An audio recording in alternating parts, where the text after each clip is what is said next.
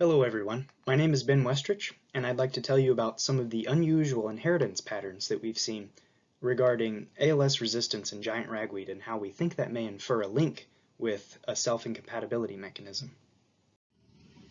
Giant ragweed biotypes resistant to ALS-inhibiting herbicides can be found throughout the Midwest, and a recent survey in Indiana documented the presence of ALS-resistant biotypes in 60% of the populations tested.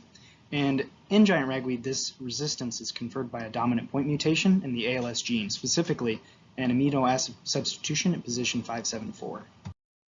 Previous research conducted by our group examined two distinct populations of giant ragweed. Here we see TPEC and TIP1, and identified the genotypes of hundreds of individual plants in these populations with regards to this point mutation. The red bars shown in this graph indicate the number of plants at each site that were homozygous for this resistance trait, is shown by the capital A. Heterozygous plants at each site are shown in the orange bars with a capital A and a little a indicating the presence of both the mutant and wild type alleles, and green bars represent the number of homozygous susceptible plants in each population. So this graph is showing the distribution of the genotypes we expected to see at these sites, given our assumptions of the inheritance of ALS and the frequency of alleles found. However, this is actually what we observed when we looked at the genotypic frequencies at these sites. As indicated by the red arrow here, you might notice that there was a disproportionately low number of homozygous resistant plants at tip 1, even though the majority of those plants at the site were heterozygous. And this was strange given what we understand about the inheritance of ALS, a nuclear gene, in giant ragweed, which is a diploid species. It should be following normal Mendelian inheritance. And this mutation comes with no fitness penalty. So we were really wondering where were all the homozygous mutants? So this slide will hopefully show in a little more detail why this was so strange to us. Again, the predominant biotype of plants at tip 1 is this heterozygous biotype shown by the plant here on the left, the capital A and a little a. As it's a diploid species, it has two copies of its genome, shown by the two chromosomes off to the right, one containing the mutant ALS allele, one containing the wild type allele. And an outcrossing situation between two of these plants should give you progeny at a ratio of 1 to 2 to 1, homozygous resistant to heterozygous to homozygous susceptible. And while this could have been observed at TPEC, it was not observed at TIP1. And this is when we began to implicate potential linkage with the self-incompatibility mechanism, given what we understood about the genetic diversity at these two sites, and that TIP1 is a very isolated field and could be experiencing some form of genetic bottlenecking, potentially. So now I'd like to take a minute to explain self-incompatibility. Self-incompatibility, or SI mechanisms, are utilized by more than half of flowering plants to help their populations maintain genetic diversity. And in an SI system, pollination ultimately fails when both the pollen and pistil share the same SI alleles, as shown on the diagram there to the right. In a self-incompatibility response, pollination is ultimately halted at some point between when the pollen lands on the style surface and when the pollen tube grows down through the style and ultimately releases its sperm cells into the ovule. And this occurs whenever the haplotype of the pistil matches the same haplotype of the pollen, in that they share the same self-incompatibility alleles.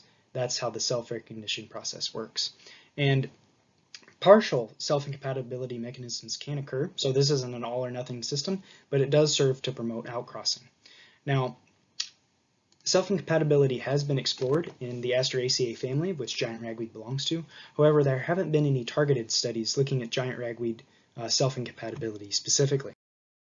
As we move into the hypothesis, I'd just like to remind everyone what we were expecting to see at tip 1 regarding the frequency of genotypes and what we actually saw, given the number of plants that we sampled, and how we think that the lack of homozygous resistant giant ragweed plants at tip 1 may actually be a result of the occurrence of a self-incompatibility response when both of the gametes possess the ALS resistance mutation. So to explore this hypothesis, the first thing we wanted to do is investigate whether or not giant ragweed possessed a self-incompatibility mechanism.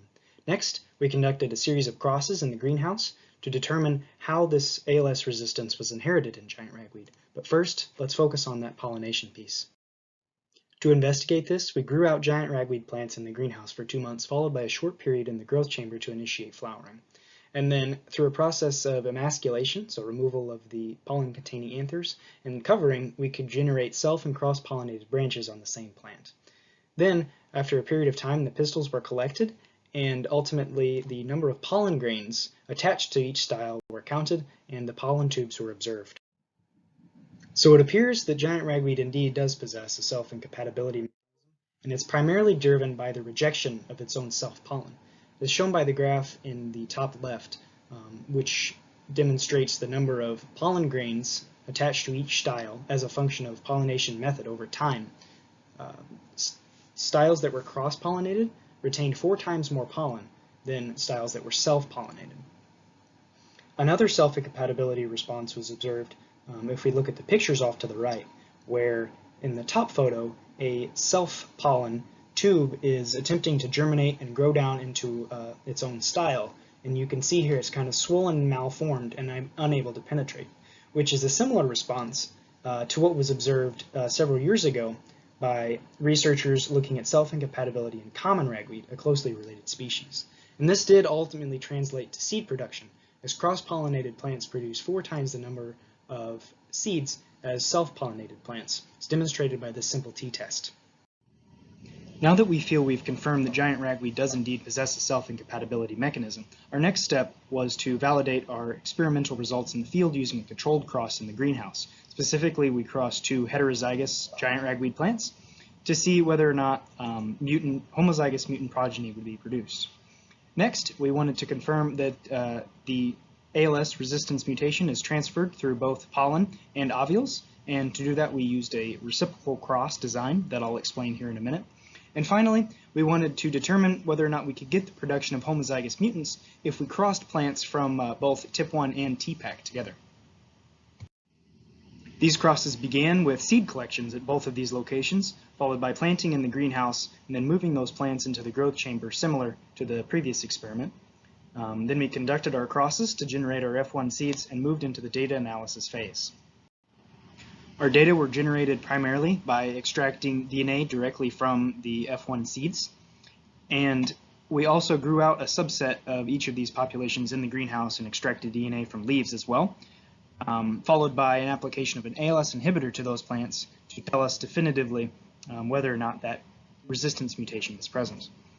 The genotypes of these plants following DNA extraction was confirmed using qPCR, and a chi-squared goodness of fit test was done in SAS to determine if these populations were following Mendelian inheritance. Now we can get into our specific crosses. The first one I'd like to highlight is what we used to validate what we were seeing in the field, in that we crossed a female heterozygous plant with a male heterozygous plant to determine if it followed that 1 to 2 to 1 ratio, or if we wouldn't see those homozygous mutant progeny like we'd expect based on our field results. Next, we conducted these reciprocal crosses, so the first of which was a heterozygous female that was pollinated with a susceptible male, which should tell us if the resistance trait is transmitted through the ovules, and vice versa, a susceptible female was crossed with a heterozygous male to see if resistance moved through the pollen. And finally, an interpopulation cross was also conducted, again with plants from both, one plant from TIP1 and one plant from TPAC, to see if we would see the same trends, or if this would vary based on a presumed increase in genetic variability. This is what we were expecting to see from these crosses under the assumption of Mendelian inheritance. The cross between 2 heterozygous plants should produce progeny, as described before, at a 1 to 2 to 1 ratio. In our reciprocal crosses, we would expect to see a 1 to 1 ratio of heterozygous resistant plants to homozygous susceptible plants. Now let's take a minute to walk through the results. So what we're seeing here is a table of expected versus observed values for the genotypic ratio of each F1 population and the resulting chi-squared value, which were all highly significant. The first one I'd like to highlight is our cross between 2 TIP1 plants that were heterozygous at this locus. And what we see here, instead of a 1 to 2 to 1 ratio, we see no homozygous mutants being produced, which lines up with what we saw in the field. However, we also saw almost no homozygous susceptible plants, which was kind of confusing at first.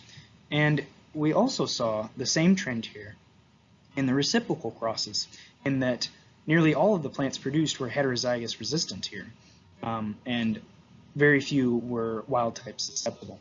And what we can deduce from this is that, as we hypothesized, it seems very likely that the mutant ALS allele is linked to one specific self-incompatibility allele in this TIP1 population, so that anytime two of those gametes interact, they also share, two of those resistant gametes interact, they also share the same self-incompatibility allele, which, if you remember, will trigger a self-incompatible response and pollination will fail.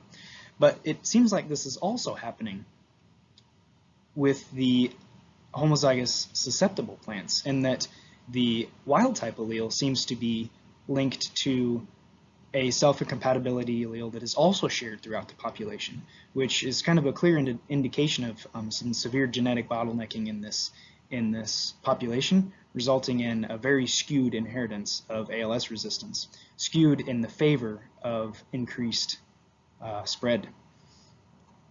Now, this isn't exactly the case anymore whenever we cross plants between the TIP1 and TPAC populations. Here we see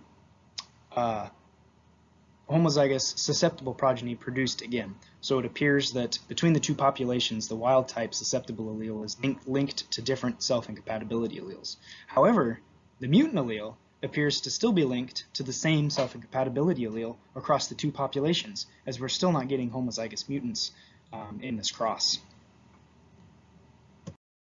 What we've learned from this study is that giant ragweed likely possesses a self-incompatibility mechanism that results in reduced pollen retention and ultimately seed set in those self-pollinated plants. Additionally, we have confirmed our field observations in that homozygous-resistant mutant progeny were not produced in the heterozygous cross. However, we also saw that in the reciprocal crosses, we didn't see any homozygous susceptible progeny, which could both be explained if we consider the possibility that the ALS and self-incompatibility genes could be linked, and that could explain why heterozygosity of ALS is favored. Similar linkages have been proposed to explain anomalous inheritance of ALS in several other plant species, yet to my knowledge these have not been investigated any further. So when we get right down to it, what does this mean to the grower? The fact that when we crossed susceptible and heterozygous plants, and we got almost all resistant progeny, when it should have just been half, is going to facilitate a much more rapid spread of resistance in any population that is exhibiting this potential genetic linkage, which results in mutant pollen being more compatible with wild-type pistils than wild-type pollen. And if these genes are indeed linked, it should allow for easier identification and mapping of this SI locus and characterization of a unique behavior in a previously uncharacterized species. Therefore, our future research will involve the elucidation of this potentially novel link between a prominent herbicide target gene and a self-incompatibility gene. And we'll be doing this through additional crosses designed to test this hypothesis a little more directly, and also to examine other populations for similar inheritance patterns. I'd like to thank everyone that's been involved with this project since the beginning, and I'd be happy to take any questions as time allows.